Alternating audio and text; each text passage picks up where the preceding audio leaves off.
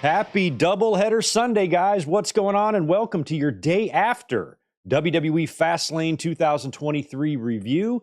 Good mic work back at you. Sorry if I'm interrupting a little bit of Sunday football for some of you, but since this was only a 5-match card last night, I didn't feel comfortable abandoning work, and I needed to go ahead and be there last night, so I thought I would just catch the pay-per-view after the fact and come up this afternoon and review it instead. And I'm kind of glad I did because it gave me time to kind of sleep on it and think about it a little bit. Plus, we're going to be coming back up here later in just a little while to watch WWF No Mercy 2000. Fun little watch along planned at 8 Eastern, 5 Pacific. This review will only last about an hour. I'm going to get out of here, have some tacos, take a little break. Then we will reconvene later on at 8 Eastern, 5 Pacific, open up a nice cold one, and we will watch WWF No Mercy together while we eyeball the Sunday night game. That's what's on tap today. Looking forward to hanging out with you guys.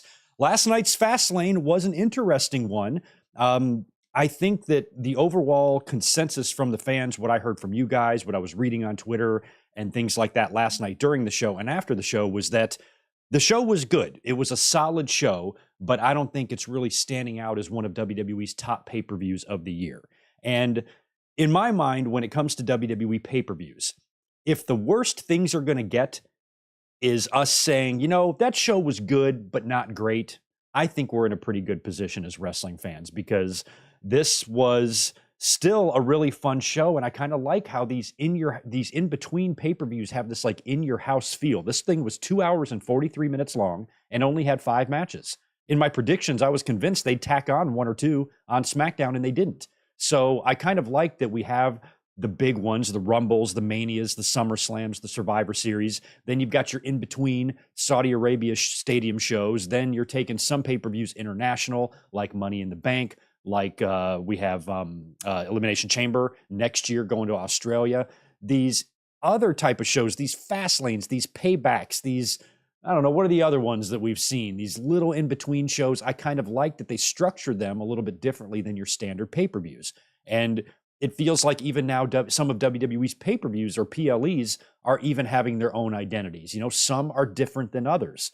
And I don't mind these little 5-match ones sometimes. You know, it doesn't give you the overwhelming feeling like too much is happening at once. You know, Wrestle Dream, if you include the 0 hour, had 14 matches. This had 5. And WWE's larger pay-per-views have a little bit more going on. But for these in-between ones, these in-your-house type-ish PPVs that WWE does, I don't mind them. They actually really give the wrestlers and the talent and the matches a lot of time to tell those stories. And, you know, then when you combine all of their other BS and their advertisements and their Pizza Hut commercials and all that shit, it equals a nice, well-rounded 3-hour pay-per-view. And I like that. So I think any time that WWE gives us a card like this, that's only 5 matches, 6 matches, it's very small. It's not a big 4 pay-per-view. It's just a kind of a smaller one, and it falls on a Saturday. I think in most of these cases, I'll probably skip these in terms of watching them live and reviewing them immediately after the show. If these fall on a Saturday and it's just a 5-match card, I'm probably just going to work and then watch it that night, come up the next day and review it. I feel like that would be fine to do that on this channel. But for the big ones, I'm always going to be here, like Survivor Series and like any other major night we have in wrestling. Want to let you guys know a little scheduling, some programming notes here. Like I said, later on tonight, we're going to be watching No Mercy 2000. Tomorrow for Monday Night Raw, there is no review planned. There's no Winged Eagle podcast planned for tomorrow. I feel like, based on what we're going to talk about here, there is the chance we could see a cash-in tomorrow night, but I'm hoping we don't. So there's going to be no Raw review tomorrow. The reason there's going to be no Raw review tomorrow or Winged Eagle podcast tomorrow night is because on Tuesday, I want to hang out with you guys. I have taken the day off from work so we can all watch the Tuesday Night Wars together. It's going to be AEW Title Tuesday versus NXT. NXT has loaded up Cody Rhodes, John Cena, Paul Bearer, The Undertaker, and Taylor Swift on this show to go head-to-head with AEW Dynamite. And I want to do a split-screen deal where I'm going to have AEW on right here. I'm going to have NXT up on the TV, and I'm going to have you guys right in front of me, and we're going to watch it all, hang out together Tuesday night. So join us for that. If for any reason, tomorrow night after Raw, Damian Priest is our new World Heavyweight Champion, I'll give you a live mic drop after Raw. But otherwise, no good mic work or no Winged Eagle podcast planned for tomorrow. So just keep that in mind. In the next couple of days, that's what we've got going on. I am looking forward to Tuesday. Let me say hello to everybody here in the chat and get these pleasantries out of the way. Then we're going to talk about a little bit of wrestling news first. Involving FTR, who dropped the tag team titles last night on Collision to Ricky Starks and Big Bill in 5 minutes. So we're going to discuss that and maybe some other tidbits of news, and then we will get into the Fastlane review. Like I said, this podcast should only go about an hour. For those asking about my illness or my sickness, it's been about 8 days now, and it's finally out of me. It's 97% out of me. I was coughing earlier. I'm still trying to just hack the little bit left that's in me out of me. It's been a pain in the ass week trying to come up here, do videos, do podcasts when I've been all sniffly and shit. It's driven me nuts. So I'm very glad that that's just about over, and I'm going to kick back and knock back some cold ones with you guys tonight as we watch No Mercy. But good to see some channel members. Let's hit those first, like JJ Leg, like Tatanani, like Max Pokebra, who said he actually called Cody and Jay winning because, one, it allows Cody to be on SmackDown. Good point. 2, Roman is going to be on SmackDown on Friday. And 3, it means someone else is going to be traded to SmackDown. True, true, and true. The tag team title match, I believe, was the only match I predicted wrong. I just wasn't sure. I didn't give it enough time to think about it. Had I really analyzed it, I probably would have concurred with you, Max. But I thought that since Priest and Balor kind of recently just won those titles, and I wasn't sure about Cody. I was like, is the first title Cody is going to win going to be finishing the story, or is he going to win a different belt first? And now he's got 2 of them, and he's co-holder of the tag team titles right now. So that one did surprise me. But when you look at it, it actually makes sense. Now it gives Cody a reason to be on SmackDown. A lot of fans after the draft were saying, well, it's over for Cody. He can never challenge Roman. What did I say the night of the draft? I'm like, that doesn't mean shit. They can easily figure something out in the future to get Cody and Roman together if that's what the plan is. The draft doesn't mean dick. And of course, then we saw the Jey Uso thing, then the trade rumors, and now Cody is actually a champion that's a floating champion and can now be on SmackDown anyway. So it was a very easy fix, and nothing is ever definite in WWE. You can always change shit, move stuff around, and you don't really need that much of creative reason to do it. But yeah, Cody and Jey Uso, new tag team champions, and they were an absolute trip on the presser. Oh my God. I think they had some libations in the truck, or I'm sorry, in the trailer, according to Cody Rhodes.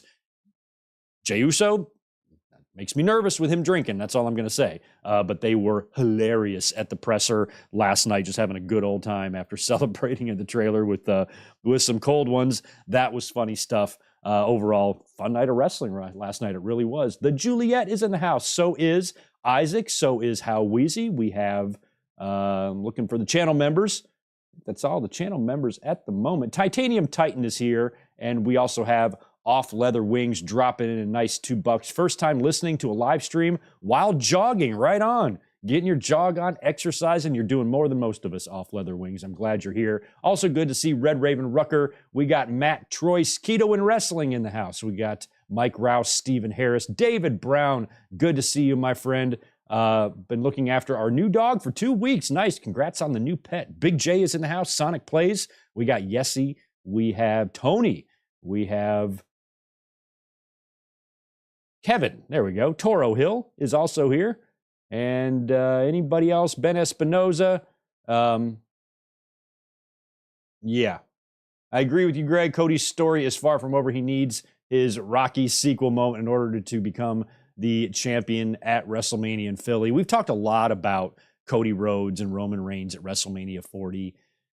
And that it feels like that might have been WWE's internal plan ever since last year and all of that stuff. But, my one big concern, even though I'm a big Cody fan and I want to see him accomplish that story, I feel that when that happens, I don't want it to be in a match that's just extremely predictable. When you see something coming from a year away, the payoff is never what you want it to be. And I think with Cody and Roman, WWE needs to at least consider changing up the path to the conclusion of this story. Cody winning the title is absolutely what I want. I want him to be the one to beat Roman Reigns, not The Rock, not anybody else, Cody. But, that would just be a really, really predictable kind of way to do it. People have floated ideas of Rock and Roman on night 1 and Cody and Roman on night 2. I don't necessarily want that either. I mean, I guess that would be one way to do it, have Roman defeat Rock on night 1 and then lose to Cody on night 2, I suppose. But I also feel a scenario like that would be somewhat predictable in the long run. So I'm almost open to doing the 10-year tradition that they've done at 20 and 30 and doing a triple threat. Chuck Gunther into that. Or, have Gunther win the Rumble and he wants the shot, or maybe Cody, I don't know how the fuck you do it, but whatever you do, it's Roman, Gunther, and Cody, and have Gunther as the IC champ going into that. Don't even have him drop the belt.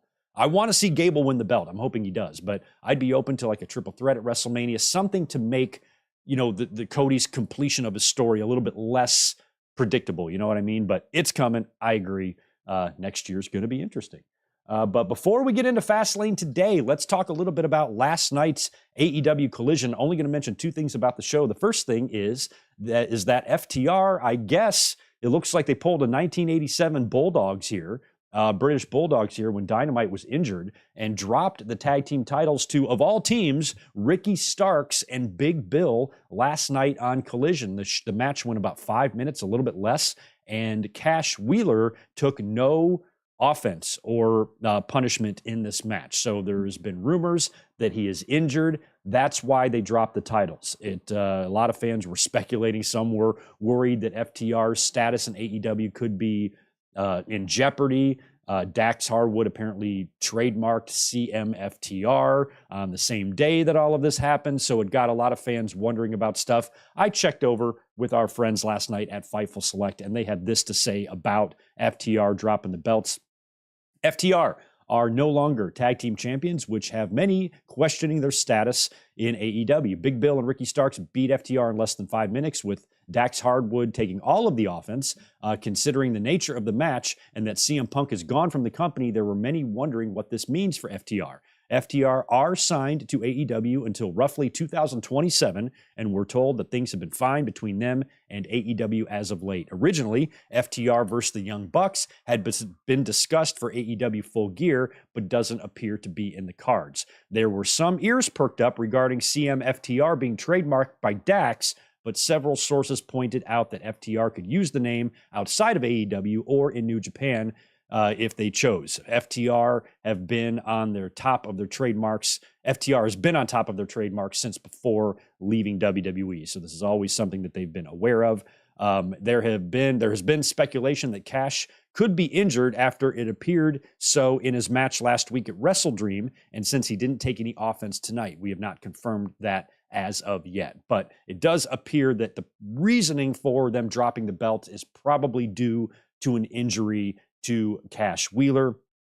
Same thing happened to the Bulldogs back in '87 when Dynamite got hurt and they dropped the belts to the Hearts with Dynamite just being laid out on the outside of the ring, and taking no offense because he had the hurt neck. So that's kind of shitty. I was really surprised at WrestleDream. One of the matches I predicted wrong was the #1 tag team contenders match. I just didn't see the Bucks winning that since they had already had a couple of matches with FTR. They're just going to be doing that again.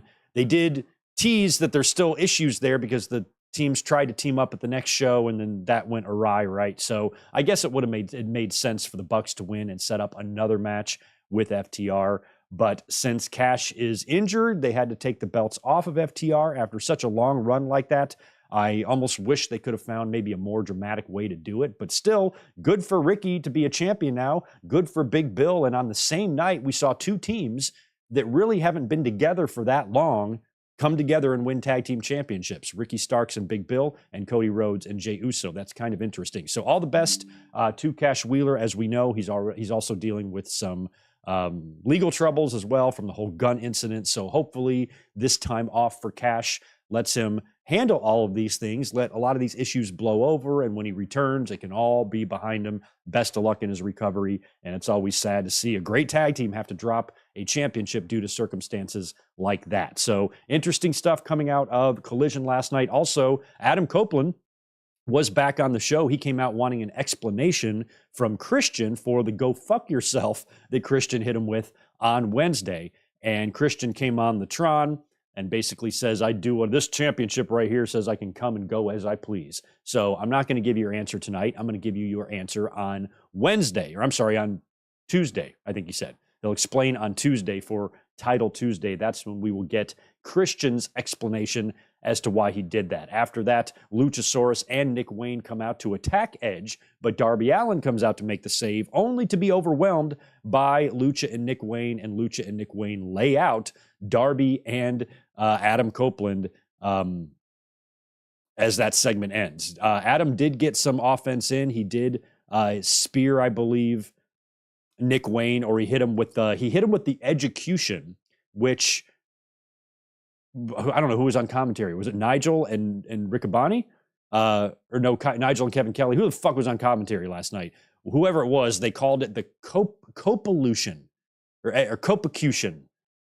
Execution, but with Copeland. So it didn't sound good. It does not sound good. I would just call that a DDT, or Moxley has the same move. Moxley has the exact same move. What does he call his? Death Rider, Paradigm Shift, what the fuck it is. Anyway, I thought that was really funny. So Collision was an interesting show last night. Good to see Adam in his third appearance in AEW. Still a little bit surreal to see him there. It's tough to get used to, but I'm really anxious to see how the storyline with Christian progresses. And I think for the two of them, it's just got to be so much fun to be able to be doing what they're doing, because it's not like AEW is force feeding these legends to us. Christian is doing the best work of his career, and Edge just jumped ship. This is all really fun, and they're doing great things. And like I said in my podcast last week, I said Adam Copeland has found himself in the very unique position now, for the first time of his life, of having to live up to Christian, to needing to perform to the same level and be as good at his job as being a babyface as Christian is at being a heel, because Christian is very, very good at this, and I think the two of them are going to tell a great story. Inevitably, you feel like they are going to wind up teaming up together. Match with the Hardy Boys kind of feels like it's got to happen, even if it's going to suck. It just needs to happen for the visual of it, but I think it's going to be a slow process, because right now, Christian does not look like anyone who's about to be teaming with Adam Copeland. It feels like if that's going to happen, Edge might have to turn heel in order for it to happen. Because how the hell are you going to get this turtleneck wearing douche to turn babyface at this point with Christian? It's going to have to be Adam going the other way, would be my guess. But we will see. Like I said, Title Tuesday coming up on Tuesday is going to be a lot of fun, because we're going to watch NXT and Dynamite together and see who wins in the ratings. I think last week I predicted the numbers there. AEW 810, NXT 760, something like that. It's going to be close. I might be overshooting that. They might be both in the 700 range, but I feel like when I looked at the ratings, back in the old days of the Tuesday Night Wars, I feel like those numbers should be somewhat close, although I could be way overshooting AEW, because giving them a ratings number close to what they're already getting right now anyway, just a little bit less on a night that they're not even on, I might be overshooting that. They're on Tuesday, not Wednesday. So I think it's going to be close, and it's going to be interesting. And maybe on Twitter the next day, on social media on Wednesday when the ratings come out, I'll just take that day off and just stay away from the madness that will likely unfold over on the socials. All right, so that pretty much gets through the Collision stuff and the news of FTR dropping their belts. Let's talk about last night's WWE Fastlane. I thought this was a really fun show, even though, like I said, it was small. And like I said at the beginning, most fans just felt like this was a good, solid show, but not a great show. And I completely agree. I mean, it was good. The matches were good. They gave everybody time, but this didn't have the crowd enthusiasm like Backlash did in Puerto Rico. I mean, that was fucking phenomenal. They were in Indianapolis here. Looked like a sold-out house. A lot of people there. Show started off, hot with the tag match and everything, but I think overall the pay-per-view might not even make WWE's top 5 PLEs of the year. Probably will not. Definitely will not, actually. So that's okay, because when you have, when the year concludes in a wrestling company, and then you look at all of their PLEs or pay-per-views for the year and you rank them, somebody has to be in last place. Somebody does. So maybe this was the one.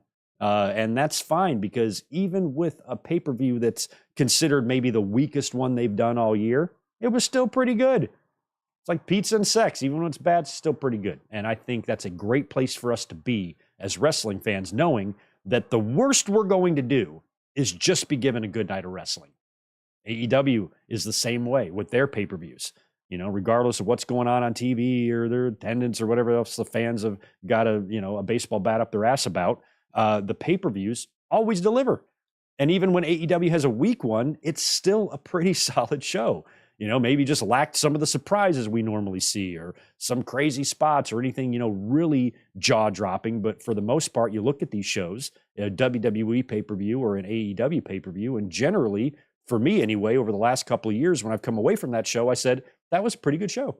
And I'm glad, because there's been plenty of times throughout the years on this podcast that we have come up here and had to review abysmal WWE pay-per-views. And I'm glad that we're in a spot right now in the wrestling landscape where both companies are delivering on pay-per-view. Sounds like the All In and All Out numbers were pretty good on pay-per-view as well for them. So that's good. As wrestling fans, at least we have that going for us, that most times you can count on these shows to deliver. Now, Fastlane opened up in a big way on the kickoff show with the arrival of Jade Cargill. We cut to the garage area, the parking garage. A big, nice white SUV pulls up, and the door opens, and you see these silvery boots step out, and out comes Jade. And with the shit she was wearing, my God, this is something that she would have worn to the ring or out, at WrestleMania. She steps right out of the car wearing this thing. I thought she just looked spectacular. My God. I mean, it was like, the cartoons where the jaw just goes all the way down to the floor and the eyes bug out. It was like that. But I did still find it funny that that's what she wore. Like, she walked out of her hotel room like that into the car and drove to the arena. I just thought she'd have something on a little bit more. It can be sexy and hot and everything, maybe just a little bit less revealing. Like, she looked like she showed up in her ring gear, which I was not complaining. Let me make that clear. But still, it was kind of weird that she showed up wearing that. And she gets out of the car. She's immediately greeted by Triple H. She takes off her glasses. She shakes his hand, and they proceed to walk to the back together. So they are giving Jade Cargill the full-blown treatment here in terms of the mega star treatment. And I kind of like to see that, because back in the day, 25 years ago, 30 years ago even, Vince McMahon and the WWE in general always had a really difficult time presenting people as a big deal who they didn't create. They've done it a little bit. Vince brought Flair in and gave him the belt, but even Flair wasn't the main event. Hogan still was. We've seen other instances where guys have come in throughout the years and been treated okay, but, most of the time, I think there was always a bit of animosity against your competition, to where you didn't want to highlight them or feature them. When the buyout happened, WWE treated Booker T like a piece of shit for the first couple of years. They're just making fun of him and mocking him and all that stuff. It was like they had this perverse enjoyment out of it or something, to not acknowledge what they did because they weren't a homegrown talent. And I remember for years before AJ Styles came into the WWE, a lot of people said AJ should never go to the WWE because WWE won't push him. Vince will not push somebody who isn't one of his guys. And I agreed with that. And AJ turned out to be one of the exceptions to the rule. I still, to this day, cannot believe that when he showed up in that company 8 years ago in 2016, it took him only 9 months to win the championship. That is incredible. That's an incredible amount of trust that WWE is giving to someone who made their entire career somewhere else. Look at what they did to Sting when he came in and things like that. So WWE has always had this, kind of this hesitation to push someone to the moon that came from their competition. But those days are over. You don't have to look any further than Cody Rhodes when he came in and the megastar they've tried to make him. And now the same thing with Jade Cargill. The only thing I wish is that they would be a little bit if they want to treat this like a realistic situation, like Jade Cargill is a real free agent signing. It's funny that they never mention WWE. When LeBron signed with the Lakers, everybody knew that he came from Cleveland and he came from Miami and he won championships there. So WWE touts this big free agent signing of Jade Cargill, and she's a superstar and she's impressive and all of this, but they don't say anything about where she came from. It's just funny that that's the way it is. But I do like that we are in a time period now to where there's not like that insecurity. WWE doesn't have that insecurity about them to where they don't want to take another company's star and push them because it makes them feel weak or something. Like that was all Vince stuff. Those were the type of mentalities that Vince had. And I think WWE missed out on really pushing and getting a lot of superstar potential out of some WCW and NWA talent because of this very same mentality. I mean, even Goldberg, sure, he came in 2003, made a big splash. Rock played a big role in that because the two of them were friends. Rock put him over, but even then it's like, yeah, they gave him the belt, but it was like they did it kicking and screaming. Because he had the thing at the Elimination Chamber where everybody thought he was going to win and he didn't. And then by the time he did win the belt, it just didn't have the same effect. And he held it for like 3 or 4 months and he was gone from the company and into his program with Brock. So it's like, it's always been very hard, especially for Vince, to give this type of attention to somebody that isn't, homegrown or whatnot. And the attention that they're giving Jade Cargill, making her look and feel like a big-time superstar, is great because Jade's number one asset is her look. It's her presence. She walks in and commands attention. That woman walks into any restaurant, bar, store, anything around the world, every single head in that place is going to turn and look at her and say, "Good Lord, what is that goddess?" Because I've never seen anything like that before. So WWE giving her that treatment, I love it. I love it. Now, I don't know what this means. It looks like she was there to kind of do a meeting with Triple H, perhaps, in kayfabe, which is why I'm wondering why she chose the outfit that she chose. But maybe if she's there in kayfabe to talk to Triple H, we know apparently she is going to be on the Raw brand, and they do have creative in place for her to get moving here soon. And I guess that means we should expect to see her soon. If they're taking the time to introduce her on a pay-per-view, it doesn't really feel like someone who's going to be in the PC for the next 6 months getting ready. You know what I mean? It sounds like they might be ready to get her on TV, but they want to make sure she is ready. I mean, we're going to talk about that in a minute, that phenomenal triple threat match. The women, she's got some women in that locker room that she's going to be expected to hang with. And watching Io and Charlotte and Asuka last night, girls got some big shoes to live up to, and a lot of legacies back there that she's going to have to coexist with, and a lot of women who athletically are tremendous. And I think Jade Cargill in her run in AEW, she was good and she was getting better with each match, but she still needs some polish. So I hope if she is going to be thrown right to the wolves, right on the main roster, that she is ready. One thing we don't have to worry about Jade is her looking the part, because she's ready in terms of that. But the rest of it, putting it all together, interested to see what Jade Cargill does. But she arrives and she's here, and that was really cool. The pay-per-view main card opened up with the tag team title match. Damian Priest and Finn Balor of Judgment Day defending against Cody Rhodes and Jey Uso. I got to admit, I predicted this match wrong. I didn't know what was going to happen here, but I felt like Priest and Balor would probably hang on to the titles because Cody and Jey, that whole relationship, and where the hell have Sami and Kevin Owens been? It's going to be interesting now to see Sami Zayn and Jey interact now that Jey is tag team champions with Cody.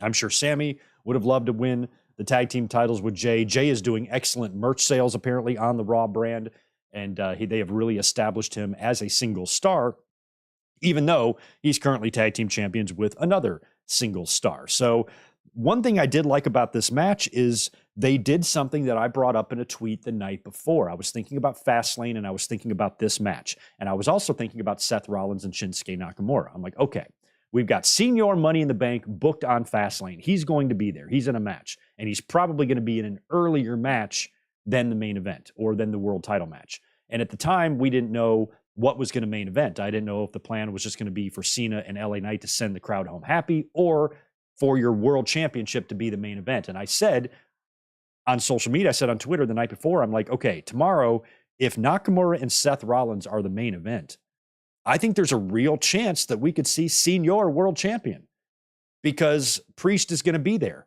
So the only way for Priest not to cash in tomorrow is for them to do something in storyline during the tag match that doesn't allow him to cash in, like a storyline injury. I said, unless he's storyline injured, what in the world, why would Priest not want to take advantage of a world champion who already has got a well-documented bad back, and he's in a last man standing match in the main event of a pay-per-view, regardless of who wins between Nakamura and Seth? You would assume that winner is going to be very, very beaten up and compromised. And it's going to be one of those deals where he barely survives and he's just laid out. So what would Damian Priest's excuse be for not cashing in that situation? So I said they're going to have to do something in the tag match to neutralize Priest, either injure him or maybe he just leaves the arena or something.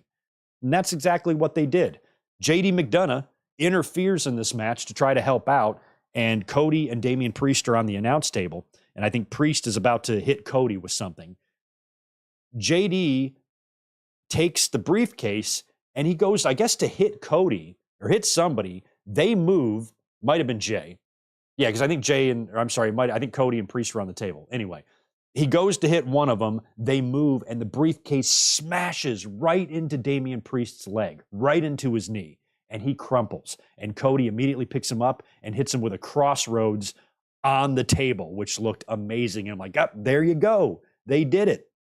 So then we find ourselves back in the ring. We get a double, kind of like a 3D Cody Cutter double team move to Finn Balor, and then a crossroads to Balor for the win. And Cody and Jey Uso are your new WWE Tag Team Champions due to the interference by JD McDonough. He screwed up.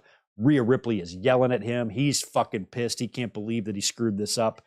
And now, with Priest getting his knee whacked, that's going to be what the reason is for Priest not cashing in. So then later on backstage, we're back in the trainer's room, and Priest is getting his leg looked at. And he wants to cash in. He's ready to cash in. I'm ready. I'm good to go. And the rest of Judgment Day is trying to say, no. Tonight's not the night. You're injured. You don't want to do this. And that's when the leader of Judgment Day walks in, Rhea Ripley, and she says, no, tonight's not the night. Seth Rollins is banged up. He's hurt. You're going to have plenty of other opportunities to cash in. I don't want you making a mistake that you regret. Give me the briefcase. And he gives it to her. And she takes it. Mommy is in charge here in Judgment Day, in case you weren't sure. And I loved that. That's exactly what I was hoping they would do, because that was my concern in my tweet the previous night. There needs to be a reason for Priest not cashing in, because if you have a briefcase with a guaranteed championship match, and you've got two guys, one of them severely banged up in a last man standing matches of all matches in the main event, how the fuck are you not going to go out there and cash in? Something needed to happen in order to make that make sense. And thank you, WWE, for giving me that, because that's what I wanted. I would have been, if Priest was fine and never injured, I would have been wondering where the fuck he was and why he wasn't coming out there. Does this guy not want to be champion? So this made more sense. He injured his knee. Judgment Day said, no, pick your time. This is not the right time. You'll know when the time is right. And that's when Rhea came in, and just to make sure of things and say, give me the briefcase. I'm going to make sure you can't run out there on one leg, try to cash in, and then lose. So Judgment Day looking out for Damian Priest. And that's why I think it's very possible that maybe tomorrow we get a cash in. Perhaps Rollins takes the week off to, sell the match with Nakamura. But if Seth hobbles out there tomorrow, I feel like Priest, again, even though he's got the hurt knee, he's had one night to rest it up. Maybe he cashes in tomorrow night. So like I said, if Damian Priest walks out of Monday Night Raw tomorrow night as the World Heavyweight Champion, I'll come up here and do a quick mic drop about it. But otherwise, no Winged Eagle podcast tomorrow night. During the match, there was a couple of Bullet Club mentions by Michael Cole, and Graves joked with him that he's got to get those Twitter points. And Corey Graves did a CM Punk tease, that whole devil made the world believe he didn't exist shit that we've heard say. So they're really leaning into the Punk rumors. I like that. Cole mentioning the Bullet Club pertaining to Balor and Cody was very cool as well. And yeah, Cody and Jay, new tag team champions. Really funny to see them toast the belts. And then Cody, did you see Cody trying to put the belt on? Did he not know that these things are Velcro? because he's trying to put one of the titles on. And he's asking Jay, he's like, come on, button me up. And I think he thinks there's still the snaps. And Jay just like slaps the Velcro on. And then they climb to the ropes to do the pose. I thought that was really funny. And like I said, in the press conference, both of them seemed like they had a couple of soda pops in the bus. And that was awesome. They had a great time, and Cody was cracking up, laughing at Jay. Jay is trying to talk, and he's trying to put the belts on his shoulders, and he just can't get them straight, and he's just having a great time. If you haven't seen the presser, give it a look. It looked like it was pretty fun, and I think they had, what was his name? I had it written down, Tyrese Halliburton, who currently plays for the Indiana Pacers as a basketball player. He was at the presser asking questions. He had a couple of pictures with the talent before the show, before doors opened. So that's kind of cool that an NBA player, massive wrestling fan, was at the presser asking questions. I like that.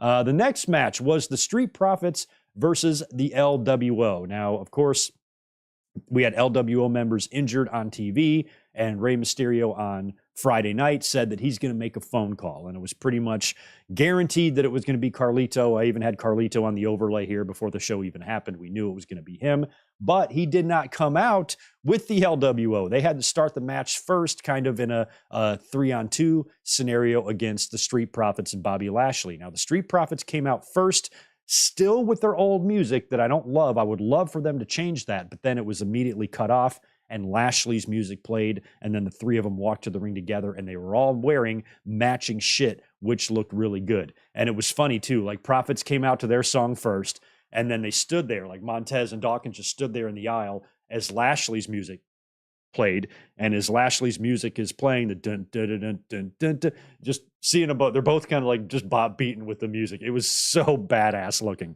So I love these three together. I just think if the Street Profits are going to be these mean ass-kicking heels under the tutelage of Bobby Lashley, they gotta shed that boppy bippity boppy fucking theme song. I love it. If you're a babyface team, it's great, it's catchy, it sounds good, but it's not for them anymore. Change that shit, WWE. Come on, they're heels. What the fuck?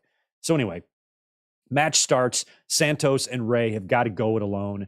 They get Profits and Lashley get Santos isolated and wipe him out on the outside of the ring, leaving Rey in the ring all by himself to take all the punishment. Rey keeps climbing and crawling to the corner only to see no Santos. Just, you know, it's just more subtle hints that these two guys and Santos is eventually going to turn heel on him. And then as Rey is all by himself trying to crawl to an empty corner to tag no one, that's when the new Carlito music hits. So he decides to show up mid-match. They said, I don't know if this was part of the story or if maybe Carlito had legitimate travel problems, because earlier in the show, Rey was claiming that he never got a call back. When he said he was going to call a friend on Friday, he never heard back from that person, but was still confident that that person would be there to help them. And then when it took a mid-match to come out, I'm just wondering why it was like that. Why didn't they just have Carlito come out with the team? So there's got to be a reason why they did it that way. Maybe we'll learn more about that on SmackDown. And maybe this now means that Carlito is officially in the company, because he made the cameo at Backlash to one of the biggest pops we've seen all year. And most people, it was reported then that he was signed with the company. So he's been re-signed with the company for a couple of months now, and they haven't used him. So again, they found a reason to bring him in here, but hopefully he's back, and he's actually back, like on TV now. He's got brand new theme music. What did you guys think about the theme music? I didn't love it because I am kind of partial to original themes, and I thought his original theme was good, but could have used some spicing up. That's all they had to do. Take his old music, spice it up with some extra beats and extra effects, make it sound all superstar-y. That's something that I desperately want WWE to do to New Day's theme. New Day's theme is so overdue for a revamp. Not completely change the song, but the New Day song has so many periods of dead space in there where it's virtually like silent. You need just to add some energy. It needs more energy. And I think like Carlito's original theme maybe needed a little bit of that too. And that's all you needed to do. Fans would have popped their balls off to keep the original theme. But now they've changed it to something that sounds completely different. And it actually doesn't sound bad. I'll make a prediction right here that the current Carlito theme will grow on us. It's just hard to accept it now because why would they change something that was already kind of over to begin with? So Carlito has a new theme. It's not bad, but it just doesn't hit the same as his other one did, especially when you go back and watch the clip of that Backlash return when he came out. I spit in the face and all that stuff. And oh my God, the crowd loved it. So I'm a little bummed out that they changed his music that dramatically. But every time throughout history, when I've had that feeling about a wrestler whose music they've changed, I've gotten used to it. So this will probably be the case here. Carlito, once he gets that hot tag from Rey Mysterio, he goes nuts, winds up hitting the backstabber on Montez Ford for the win. And Carlito and the LWO stand tall, and I love that. Welcome back, Carlito. Great to see him back, and I loved seeing the picture on social media of him and John Cena backstage taking a photo together, old friends reuniting. That was one of Cena's kind of first feuds when he kind of transitioned into a babyface during the Thugonomics days, and he was stabbed by Carlito, right? Who stabbed him? Was it Bull Buchanan? Who stabbed him? Or was it that guy? It was Jesus or something? I forgot. Anyway, somebody stabbed Cena and Carlito had a whole thing, a whole little feud there. But Cena did just a little bit better with his career than Carlito did. But the shape this boy is in, my God, he looks 10 times better and 5 times more of a wrestling superstar than he did back in 2006 when he came in. Carlito looks great to see him back, and I hope we see all sorts of Carlito. And what might be fun is for him maybe to beat Escobar for the U.S. title and give Carlito another run with the U.S. title like all those years ago. Nearly 20 years now since he held that title. So maybe Santos beats Rey, Carlito beats Santos, something like that. But let's hope Carlito is back and back to stay. After that, we had Pat McAfee coming out, hometown of Indianapolis. He's wearing that Indianapolis Colt title belts. They've released all those NFL title belts. I guess they don't have the Jaguars one. They have everybody but Jacksonville, I think. Do I have that right? But that's just something I would not buy. They look incredibly redundant. Every belt looks the same. I don't even know why they do that, but they probably sold a bunch of them. Pat's out there wearing that. He says that he wants Indianapolis to get a WrestleMania. And okay, not the best market, I suppose, but when it comes to WrestleMania, you guys know me, I'm looking for warm weather buildings or arenas with a ceiling, a roof. And some people want WrestleMania to go to Chicago. Y'all ain't got no roof. You got no roof on Soldier Field. I think New York is the only market. I guess Philly, going to cold weather cities is always crazy to me to begin with, but I'm just not sure if Soldier Field will ever get one. Indianapolis does have the stadium roof. So does Ford Field. That's why New Orleans gets a couple of WrestleManias. So I don't know about WrestleMania going to Indianapolis anytime soon. I think Minneapolis is likely, and maybe some other cities, but not sure about Indianapolis. But like I said, at least they got a roof, and they would definitely fill that place. I don't think WrestleMania has been there since WrestleMania 8, which is kind of surprising. So Indianapolis probably is on the list of cities that might get one soon. We will see. But McAfee was there basically just to introduce our next match, except I'm lying. I'm skipping one. Pat McAfee didn't come out until the triple threat. We got to talk about the triple threat next. Io Sky defending her women's championship against Charlotte and Asuka. This match was great. I thought the triple threat at SummerSlam was great too. I might have liked this one a little bit more. Charlotte being in the middle of this thing is just more annoying than anything else, just because Charlotte always has to be in the title mix. But in terms of what we saw in this match, I loved it. And one of my favorite parts about this match was the beginning. Right in the beginning of the match, when Asuka has been, talking about her relationship with Charlotte, posting pictures of the two of them on social media as tag team champions, when they're hugging and being friends. And as soon as the bell rings, the very first thing Asuka does, boom, hit Charlotte right in the face with the mist. The only problem with that is that she kind of missed. She missed the mist. When she blew it at Charlotte, Charlotte kind of ducked her head slightly, and a lot of it went right over her head. I don't think it had quite the same effect that they wanted it to have, but it was still a really cool moment just to see Asuka, right off the bat say, oh no, it's going to be like this. This is how we're doing things. And Io Sky was very surprised by that. It was a great match. It was a lot of fun. These women worked exceptionally well together, the three of them. Now, Bayley comes out when Io Sky is tossed on the outside of the ring. Bayley runs down there. She kind of picks Io up to help her, but then she's like, you got to get back in there, and throws her back in the ring like a lumberjack would throw you back in there, which was kind of funny. But then Bayley would run around, circle around to the other side of the referee, or of the ring, to distract the referee, which I believe was Jessica Carr. And this was when Charlotte had the figure 8 on Asuka. So Charlotte locks the figure 8 on Asuka. Then Bayley sees this, runs around to the other side of the ring to distract the referee. So the referee doesn't see Asuka tapping out, because Asuka starts tapping. Bayley's distracting the ref. Io Sky goes to the top rope and hits her moonsault onto Charlotte, who's bridging up from that figure 8, nails Charlotte with her, pins Charlotte, and retains the championship. That's my girl.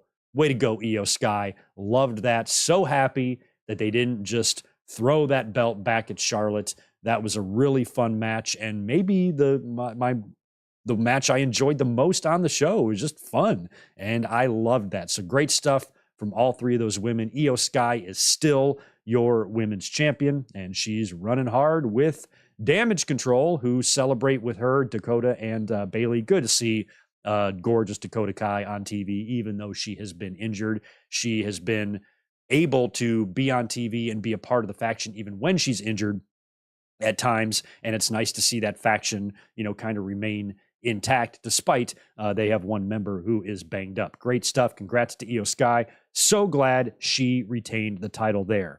After that is when we saw Pat McAfee come out to introduce the next match and claim that Indianapolis deserves a WrestleMania. Maybe they do, maybe they don't. I don't really like Indiana, but I'm from Michigan originally, so we always feuded or something. I don't know. So we'll see if Mania comes to Indianapolis one of these days. And then it's time for our big tag team match. John Cena and LA Knight teaming up to face Jimmy Uso and Solo Sikoa. Pat McAfee introduced John Cena first, and then LA Knight came out to a huge pop. LA Knight merch all throughout the crowd last night. You could see it everywhere. This dude is super crazy, wicked nuts over. And basically the story in this match was just John Cena getting the shit kicked out of him for 15 minutes and making the hot tag to LA Knight. That's all this was. That was going to be the story here. Cena, given this rub, Cena doing the one to take the punishment and allowing LA Knight to shine. It was great. So once LA Knight got that hot tag, he starts going nuts on both Bloodline members, or at least Solo Sikoa and whatever Jimmy Uso's role is in this group. And Jimmy and Solo fight back a little bit. They got Cena back down and even LA Knight back down for a moment, but they both recover, regain the advantage, and we get this really cool 5-knuckle shuffle and blunt force trauma to Jimmy Uso for the win. And John Cena and LA Knight show each other the respect. John Cena wants to raise LA Knight's hand. He's like, no. And he lifts up Cena's hand and points to him. Great stuff there. Love these guys. And with LA Knight getting the pin now on Jimmy Uso, Roman Reigns is booked for SmackDown this coming Friday. And as the Bloodline was leaving after their loss in the aisleway, you could see Paul Heyman calling Roman Reigns, we've got a problem. He's got to discuss things with his tribal chief now and all that crap. So we are going to see Roman on SmackDown this Friday. Cody is also going to be on SmackDown this Friday, probably with Jey Uso, most likely, you would think. So we could see Jey and Roman back to face. We could see Cody and Roman back face to face, or Cody and Jey could not appear on SmackDown and they could save Roman's segment for a face-off with LA Knight, because right now there's a lot of talk about Roman Reigns facing LA Knight at the next Saudi show, which I think is like November 4th or something like that, in just a few weeks. So Roman and LA Knight, I could totally see that for Saudi Arabia, and LA Knight not winning the championship. But I don't feel like if they did Roman and LA Knight lost in Saudi Arabia, it would give you the same type of feeling of disappointment like we got from Sammy or from Cody or from other times when WWE hasn't pulled the trigger on someone when we thought they should. I think Roman's story should probably end at WrestleMania, unless, like I said, things get so predictable. And maybe if you factor in The Rock coming in, you might want to end his run early at the Rumble or something like that, but I can't see it happening in Saudi Arabia. Roman's 3+ year run coming to an end there against LA Knight. Yeah, that would be great, but holy shit, that would derail a lot of kind of internal plans you have already going into next year. But sometimes you can't plan for somebody getting super duper crazy over. And if you do have these plans in place, but then somebody comes along like a Daniel Bryan in 2013 and starts getting all the attention from the fans to where they are clamoring and screaming for him to be a part of the WrestleMania main event, they changed course and made it happen. So maybe they change course here too, depending on what they see here with LA Knight. But I think a match with Roman Reigns and Saudi Arabia would be awesome. I kind of hope they do that, and they might set up for that on SmackDown on Friday. Plus, you've got to feel like Jimmy Uso might be back in the doghouse again. Jay's doing way better than Jimmy right now in terms of the two brothers on their respective brands. So we will see what happens on SmackDown on Friday. That's going to be pretty interesting. I'll be up here this coming Saturday to do a Winged Eagle where we will talk about all of this stuff. It's going to be good. And then finally, in our main event, Seth Rollins defending his World Heavyweight Championship against Shinsuke Nakamura in a last man standing match. This match was good, but maybe it was a little bit ridiculous with the amount of surviving that Seth Rollins was expected to do here. A good portion of this match was just Nakamura beating the living hell out of Seth Rollins, and even Cole on commentary pleading with Seth to stop. Give it up, Seth. It's not worth it. This is your life, that type of shit. And he gets up every single time. It was brutal, man. This match went 30 minutes.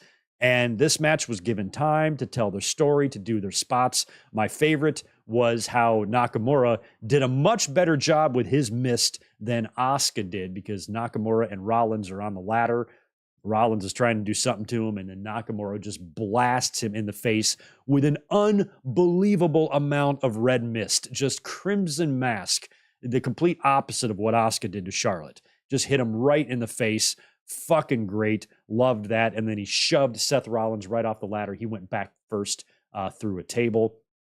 They were brawling all through the production area, into the crowd and stuff. Seth took a bump on a platform that looked to be heavily gimmicked there with with a mattress or something, which is good. We don't want Rollins, who is, I believe there is, some real life aspects to his injury. He is banged up. He has had a bad back. They're sewing that into the storyline. So, you don't want him taking flat back bumps on concrete and shit like that. But he was taking an overwhelming amount of abuse only to continue to survive and continue to beat the 10 count. The finish in the production area was good.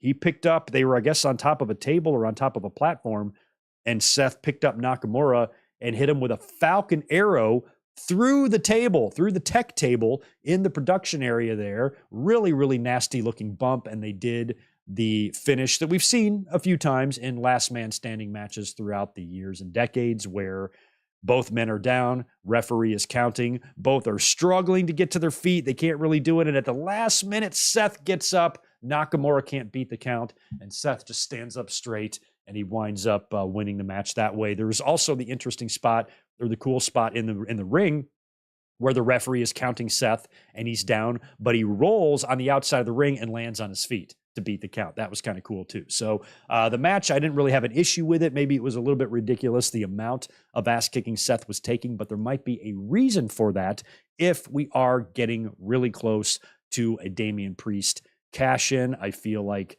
if Priest is unable to capitalize on a wounded champion, that's going to make him look really bad. So at some point, either on Raw tomorrow or somewhere very soon, I think that cash-in needs to take place, and it's time to put the belt on Damian Priest, especially now that he's lost his tag team championships.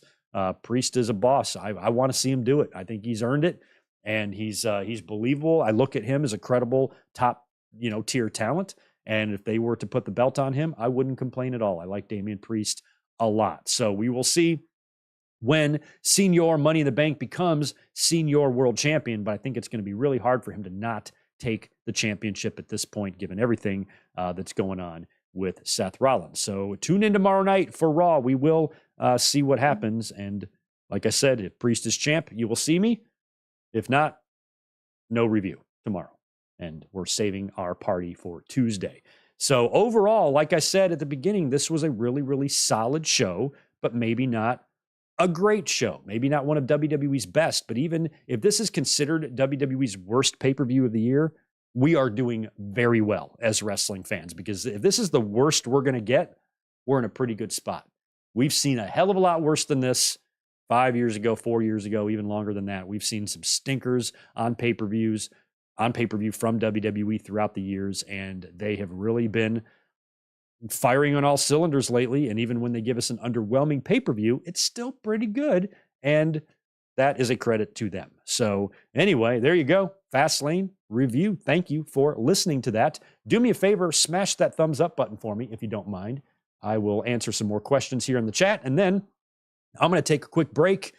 Now, maybe have some tacos. How do you feel about that? You guys cool if I have some tacos? Have a little lunch, chill out, and then we will regroup and watch No Mercy 2000 later on. Chief Michael Chiarello passes away at age 61. Huh. Oh, I don't know who that. Oh, I don't know who that is. Chef, you mean, not Chief. I'm like, Chief. Huh, Michael Chiarello. Don't recognize him, but I guess he's a... Oh, man, he had an allergic reaction. Yikes. Oh, that sucks. Oh, man, condolences. Condolences to his family. Mohammed, there's your shout-out, man. Got to give him that shout-out, man. Yeah, Randy Orton, another good point. We could see Randy Orton turn back up at any time. Would love to see him show back up. He was videotaped, leaving the performance of videotape. It was the fucking 70s. He was filmed leaving the performance center a couple of weeks ago. He kind of did the little thing. So he's in the ring working out. He's preparing for a return. It's just a matter of when he will be ready. And unfortunately, I don't have Randy Orton on speed dial, so I can't ask him specifically and directly when he's coming back. But I think at this point, if he's working out in the ring, it should be an any moment type of thing. And that's kind of cool. We should see Randy return to the scene, and I'm looking forward to that. All right, I didn't miss any other super. Oh, yes, I did. I got to hit some supers. I got to hit one from my friend, JJ Leg. Good to see you, man. The OG, that's what we call him here. I think he was the first channel member to sign up. He's got $5 for us to make the match less predictable. How about Cody versus Jay versus Roman for the title at WrestleMania 40? Sure. Feel like there's a fairly easy way to get to it by then.